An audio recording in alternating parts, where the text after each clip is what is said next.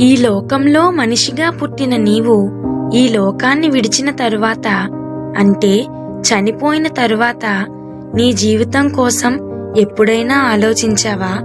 బ్రతికినన్నాళ్ళు సుఖంగా సంతోషంగా ఉంటే చాలు, తరువాత సంగతి ఎవరికి తెలుసులే అనుకుంటున్నావా? జాగ్రత్తగా ఆలోచించు.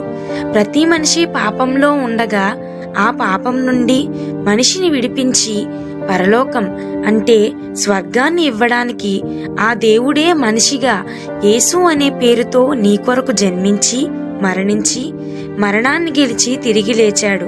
అంతేకాదు, తనను నమ్మిన ప్రతి ఒక్కరికి ఆ మరణంపై విజయాన్ని ఇచ్చాడు.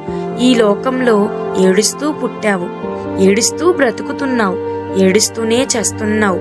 తరువాత కూడా నరకంలో ఏడుస్తూ ఉండాలనుకుంటున్నావా? లేదా నీకోసం మరణించిన యేసుని నమ్మి పరలోకం పొందుకోవాలి అనుకుంటున్నావా? జాగ్రత్తగా ఆలోచించు.